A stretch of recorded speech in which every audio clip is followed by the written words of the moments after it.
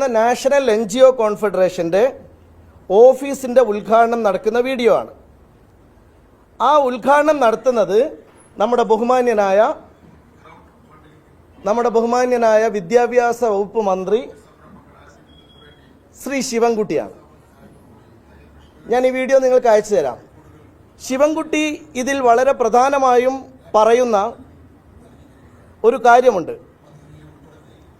അദ്ദേഹം പറയുന്നത് ഞാനൊന്ന് പറയാം. ഏതൊരു സംഘടനയും അതിൻ്റെ തലപ്പത്തിരിക്കുന്നവരുടെ വിശ്വാസ്യതയാണ് അതിനെ ശക്തിപ്പെടുത്തുന്നത്. നമ്മുടെ സംഘടനക്ക്, അദ്ദേഹം കൂടി ഓണർഷിപ്പ് ഏറ്റെടുത്തു, വാക്കുകൾ ശ്രദ്ധിക്കണം, നമ്മുടെ സംഘടനക്ക് അഭിമാനത്തോടെ ഈ കേരള സമൂഹത്തിന് മുന്നിൽ സമർപ്പിക്കാവുന്ന നേതൃത്വമാണുള്ളത്.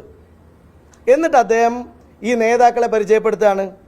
നമ്മുടെ അനന്തു എനിക്ക് നല്ലവണ്ണം ബന്ധമുള്ള കക്ഷിയാണ്, അദ്ദേഹമാണ് ഇപ്പോൾ ജയിലിൽ കിടക്കുന്നത്. അവസാനം അദ്ദേഹം കൺക്ലൂഡ് ചെയ്യുന്ന വാക്കുകൾ നിങ്ങൾ ശ്രദ്ധിക്കണം.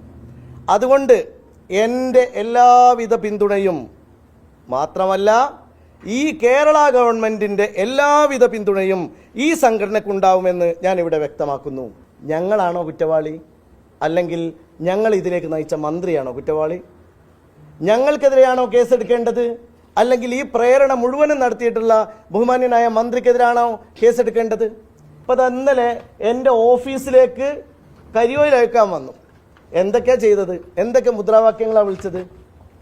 വലിയ പുരോഗമന പ്രസ്ഥാനം എന്ന് പറയുന്ന DYFIയുടെ ഒരു ജാഥയിൽ എന്നെ ബോഡി ഷെയിം ചെയ്തു, എൻ്റെ ഓഫീസ് ആക്രമിച്ചു, എൻ്റെ ഓഫീസിന് നേരെ കരിയോയിൽ ഒഴിച്ചു. ആരാ ഒഴിച്ചത്? ഒഴിച്ചതിൽ ഒരാളിതാ ലാപ്ടോപ്പ് കൊടുക്കാൻ വേണ്ടി നിൽക്കുന്നു. ഇത് പെരിന്തൽമണ്ണയിലുള്ള ആളാണ്, വെട്ടത്തൂർ പഞ്ചായത്തിലെ മണ്ണാർമലയിലുള്ള ആളാണ്. ഇയാളാണ് കരിയോല വെക്കാൻ വന്നത്. ഇയാൾക്കും കിട്ടാനുണ്ട് ലാപ്ടോപ്പ്. അപ്പൊ മിസ്റ്റർ നജീബ് കാന്തപുരം, ആദ്യം തന്നെ താങ്കളോട് ക്ഷമ ചോദിക്കുകയാണ്. വളരെ ഖേദപൂർവ്വം തന്നെ ഞാനത് ഉത്തരവാദിത്തം ഏറ്റെടുക്കുകയും ചെയ്യണം. ഇന്നലത്തെ പ്രതിഷേധ പ്രകടനത്തിൽ പ്രാസമൊപ്പിച്ചാണെങ്കിലും പാടില്ലാത്തൊരു വിളി, താങ്കൾ അതിനെ ബോഡി ഷെയ്മിംഗ് എന്ന വാക്കിലൂടെ താങ്കളുടെ പത്രസമ്മേളനത്തിൽ പറഞ്ഞു. അത് ഒരിക്കലും ഒരു യുവജന പ്രസ്ഥാനം എന്നുള്ള രീതിയിൽ DYFIയുടെ ഭാഗത്തു നിന്ന്, ഇടതുപക്ഷ പുരോഗമന പ്രസ്ഥാനത്തിന്റെ ഭാഗത്തു നിന്നും ഉണ്ടാകാൻ പാടില്ലാത്തതായിരുന്നു. ഞാൻ ക്ഷമ ചോദിക്കുകയാണ്. അതിന്റെ ഖേദപ്രകടനം ആത്മാർത്ഥമാണെന്ന് താങ്കൾ ഉൾക്കൊള്ളണം. കാരണം അത് വിളിച്ചവർക്ക് പോലും ഒരു വിളിക്കപ്പുറം നമ്മളിത് തിരിഞ്ഞ് അവരെടുത്ത് എന്താ കാണിക്കുന്നത് എന്നുള്ള ചോദ്യത്തിന്റെ അർത്ഥത്തിൽ നിന്ന് തന്നെ മനസ്സിലായി.